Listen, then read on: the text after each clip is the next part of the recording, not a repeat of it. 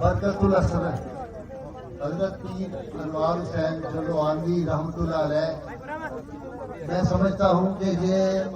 ہماری ملت کا ایک بہت بڑا نقصان ہے۔ وہ ایک عظیم عاشق رسول تھے، میرے ساتھ آپ کو پتہ ہی ہے جب پروگرام کرتے تھے، اور ان کی محبتیں، ان کی شفقتیں، وہ ایک محبت کا زمزمہ تھی، اور اللہ تعالیٰ نے ان کو ذہانت اور ان کو جو اللہ نے فصاحت عطا کی ہوئی تھی وہ بھی دیکھنے والی تھی، اور اس کے ساتھ جو عزت اور انکساری ان کی تھی۔ تو اس لیے میں نے تو کہا تھا کہ کیا لوگ تھے جو راہ وفا سے گزر گئے، جی چاہتا ہے نقشے قدم چومتے چلے۔ وہ اتنے بڑے آدمی تھے اس علاقے کے لیے بھی، وہ ایک رحمت تھے، لیکن ہمارا یقین ہے کہ اللہ کے فضل و کرم سے اللہ کے جو اولیاء ہوتے ہیں، جو رسول اللہ صلی اللہ علیہ وسلم کی محبت میں لوگ جاتے ہیں، جو عشق الہی میں اس دنیا سے جاتے ہیں، یہ ہم سے پردہ کر جاتے ہیں، یہ مرتے نہیں ہیں۔ یہ لوگ جو ہوتے ہیں یہ موت ان کے نہیں ہوتی، کشتگان خنجر تسلیم راہ ہر زباز غیب جانے دیگر است، ان کو ہر لمحے اللہ تعالیٰ ایک نئی حیات عطا کرتا ہے۔ اور یہ تو کوئی بڑی تقریب کا موقع نہیں، لیکن صرف ایک واقعہ چھوٹا سا آپ کو میں سنانا چاہتا ہوں۔ ایک تو ان کو کچھ اندازہ تھا کہ میرا وقت جو ہے وہ قریب ہے جانے کا، اور اللہ کے بندیوں کو پہلے پتہ چل جاتا ہوتا ہے۔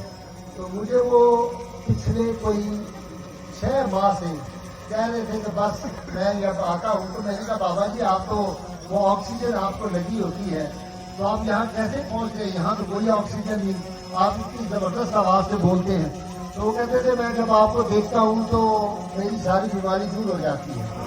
اور رسول اللہ صلی اللہ علیہ وسلم کی محبت میں جس طرح وہ پروگرام کرتے تھے، تو مجھے آج میں اپنی جو یہ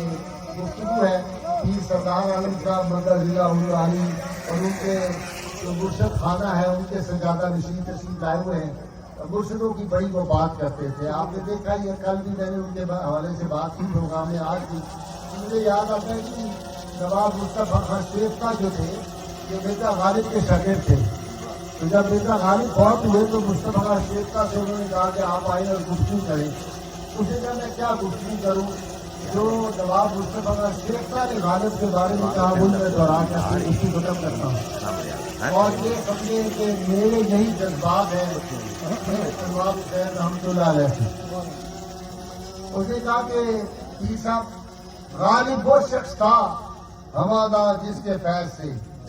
غالب وہ شخص تھا ہمادہ جس کے فیض سے ہم سے 1000 ہیش مدان نامور ہوئے۔ یہ لوگ ہیں جن کی دعاؤں سے اللہ تعالیٰ نے ہمیں یہ مقام، یہ نام، یہ محبوبیت، یہ پاپولیرٹی دی ہے۔ غالب وہ شخص تھا ہمادہ جس کے فیض سے ہم سے 1000 ہیش مدان نامور ہوئے، جو تو تقویٰ، صدق و صفا اور حسن و عشق 6 لفظ اس کے مرتے ہی بے پاؤ سر ہوئے۔ وہی بات کیا بات، اتنی عظیم ہستی جو ہے وہ چلی گئی۔ اور میں بعض اوقات ڈرتا بھی ہوں دوستوں، میں نے کل بھی کہا کہ بعض اوقات اللہ تعالیٰ عطا کے طور پر قوموں کو بڑے انسان دیتے ہیں اور سزا کے طور پر اللہ واپس لے لیتا ہے۔ تو اس لیے میری دعا یہی ہے کہ اللہ تعالیٰ ان کے وجود، ان کے مزاج جو یہاں پہ بنے گا اس کے صدقے میں اللہ تعالیٰ اس علاقے کے